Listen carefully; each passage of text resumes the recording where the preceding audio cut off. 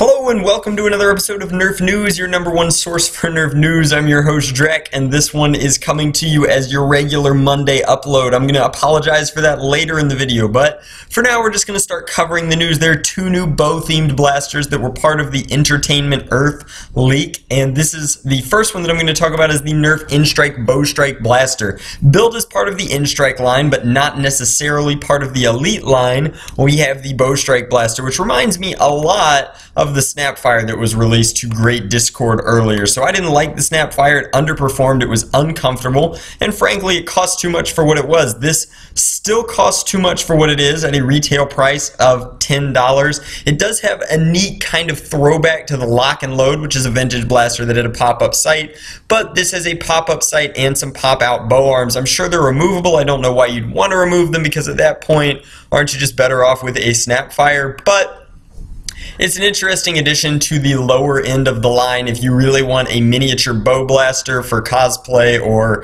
completionism. I can't think of a good reason to buy this blaster. So I'm not a big believer in the BowStrike. The performance has to be out of the park for it to be something that I would be interested in owning and using. The next one that we're going to talk about is this. This is the new Nerf Mega Lightning Bow. This one's cool. I do like bow style blasters. I am a little bit worried that this is severely overpriced for what it's going to be. So again, this is the Entertainment Earth pricing for this blaster. It might be less as its MSRP, but if it's anywhere close to 20 United States dollars, this is pretty rough, because to me this is basically either, there's two ways to look at it. And first, you don't necessarily know where the internals are for this. So this is clearly the barrel where one mega dart goes in, and then I'm pretty sure that the handle here is going to be the plunger tube. I think that it's going to be spring powered, but unlike the Thunderbow, which has a snap to it and fires on the return, primes with a gear train, has a massive plunger tube and hits ranges of 100 feet. I think this is going to be more like a Big Shock, where this string here pulls this down,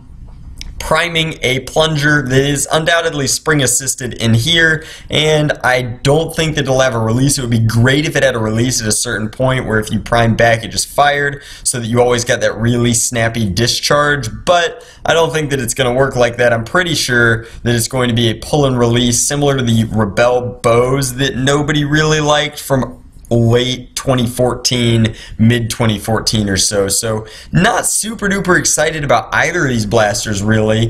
The BowStrike seems like a better Snapfire, and the Lightning Bow seems like a much worse version of the Thunderbow, which is interesting because lightning should come before thunder. At least that's how nature works. But the reason that you're getting a Nerf news video as your regular Monday upload is, with an apology, I am just swamped with school. I'm taking 20 credit hours this semester. It's really hitting me hard, and while I've got some reviews that I'm doing, some really cool secret project that I'm working on, as well as some pretty interesting commissions and prop replicas that are in the works, I just didn't have time this weekend to finish a lot of them because I had a special guest from Thunderdome come down and I wanted to spend what little free time I had with them. And so that's today's episode of Nerf News, and thank you for watching. I'll be back Tuesday with a review, and then Wednesday with something sweet. Apologies for the delay in content.